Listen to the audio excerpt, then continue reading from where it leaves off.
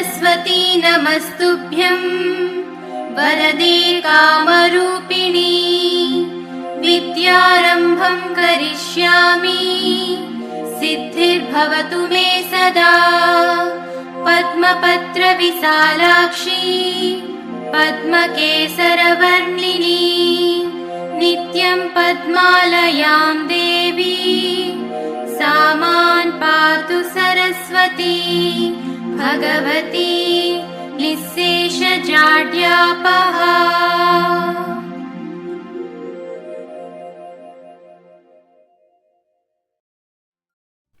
వసంత పంచమి యొక్క విశిష్టత తెలుసుకుందాం. మాఘమాసం వస్తూనే వచ్చే తొలి పండగ వసంత పంచమి. వసంత ఋతువు ఆరంభంలో వచ్చే వసంత పంచమి రోజు చదువుల తల్లి సరస్వతీదేవి ఆరాధనకు శ్రేష్టమైనది.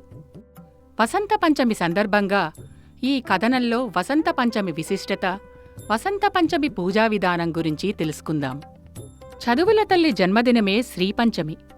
హిందూ పంచాంగం ప్రకారం ప్రతి సంవత్సరం మాఘమాసం శుక్లపక్షంలో 5వ రోజు అయిన పంచమిని వసంత పంచమిగా జరుపుకుంటాం.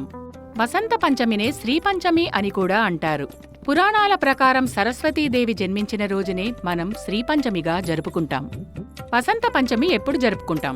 ఫిబ్రవరి 2వ తేదీ ఆదివారం మధ్యాహ్నం 12:28 మాఘ శుద్ధ పంచమి తిథి మొదలై ఫిబ్రవరి 3వ తేదీ సోమవారం ఉదయం 10:13 వరకు ఉంది. సూర్యోదయంతో తిథిని అనుసరించి పండగలు జరుపుకోవాలి. కాబట్టి ఫిబ్రవరి 3వ తేదీనే వసంత పంచమి పండగ జరుపుకోవాలని పంచాంగకర్తలు సూచిస్తున్నారు. ఈ రోజు ఉదయం 5 గంటల నుంచి 10 గంటల వరకు పూజకు శుభ సమయం. ఇప్పుడు మనం వసంత పంచమి విశిష్టత గురించి పూర్తిగా తెలుసుకుందాం. సరస్వతీదేవి ఆశీస్సులు ఉన్నవారి జీవితాల్లో అజ్ఞానమనే చీకట్లు తొలగిపోయి జ్ఞానమనే వెలుగులు నిండుతాయని నమ్మకం. అందుకే వసంత పంచమి రోజున సంగీతం, కళల దేవత, విద్యాదేవత అయిన సరస్వతీదేవికి ప్రత్యేక పూజలు నిర్వహిస్తారు. పేర్లు వేరైనా పండగ ఒక్కటే. వసంత పంచమి రోజును దేశంలోని అనేక ప్రాంతాలలో వాగేశ్వరీ జయంతి, రతికామ మహోత్సవం, వసంతోత్సవం ఇలా రకరకాల పేర్లతో అనేక ఉత్సవాలను నిర్వహించడం సాంప్రదాయంగా వస్తోంది. వసంత పంచమి రోజు తప్పకుండా చెయ్యవలసిన పనులు. పరమ పవిత్రమైన వసంత పంచమి రోజున ప్రతి ఒక్కరూ కొన్ని పనులు తప్పనిసరిగా చెయ్యాలని పెద్దలు చెబుతున్నారు. ఇలా చెయ్యడం వల్ల సరస్వతీదేవి అనుగ్రహం ఖచ్చితంగా లభిస్తుందని విశ్వాసం. అవేమిటంటే, సరస్వతీదేవి పూజా సమయంలో కొత్త పుస్తకాలు, పెన్ను లేదా పెన్సిళ్లను పూజించాలి. అదేవిధంగా ఈ రోజున కళలకు ఉపయోగించే వస్తువులను కూడా పూజిస్తారు.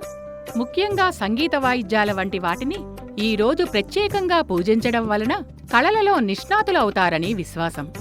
వసంత పంచమి రోజున దేవాలయాలతో పాటు పాఠశాల, కళాశాలల్లో ప్రత్యేక పూజలు నిర్వహిస్తారు.